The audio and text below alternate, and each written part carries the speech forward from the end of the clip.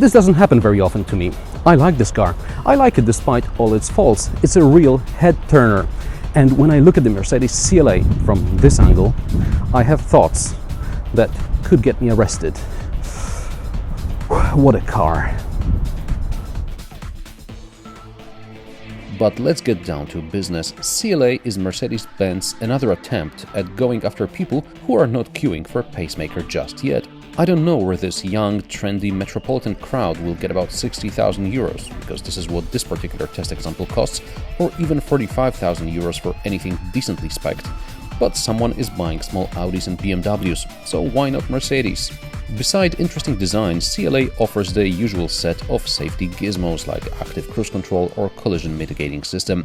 There is also a 470-liter boot, which is almost as big as in the C-Class. Taking into account the fact we mainly drive alone or with one passenger, and that the CLA's wheelbase is just 6 centimeters shorter than in the C-Class, one starts to wonder, why overpay for the older, barely bigger model?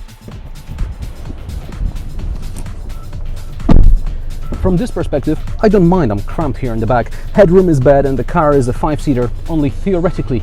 And my trendy friends, well, they'll either have cars or they will suffer through a couple of hours of the weekend, right?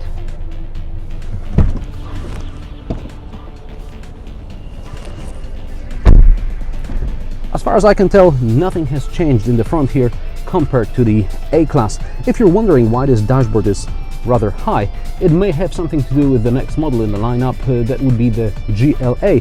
Without much adaptation, it should fit in a crossover. Oh, and this lower console here around air conditioning, it's now much more solid. It doesn't squeak or rattle like it used to in the A-Class a couple of months ago.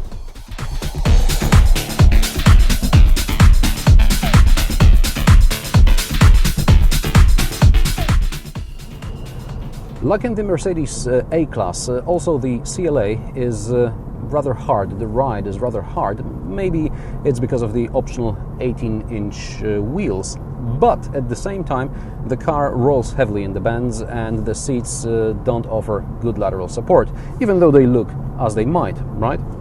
And this gearbox, automatic gearbox, G-Tronic, should be called G-Tronic, I think. And I would really like to test this car with a manual transmission, because the automatic is not worth paying 2,100 euros for.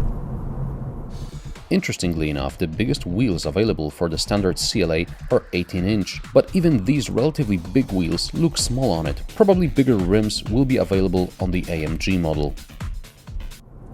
But here, instead of AMG, we have a 1.6 petrol engine, turbocharged, 156 horsepower. It has 250 newton meters of torque, and it's good for 0 to 100 time of 8.5 seconds. The fuel consumption is around what the manufacturer promises. I averaged 8, maybe 9 liters per 100 kilometers in the urban cycle. I also appreciate that I know where the limits of this car are. I can feel the limits of this car, and luckily they coincide with the limits of my talent. And this means I can drive the CLA with all it's got and still come out of it okay. Do I care the CLA is a front-wheel drive? I didn't even notice. Anyway, I don't think the CLA would ever be chosen by drifting fans. For a more dynamic drive, I would suggest the manual, and take a look at this beautiful grille before you select it. After winter, I see someone with a toothbrush doing all the dirty work. But besides that, what a car! What a car!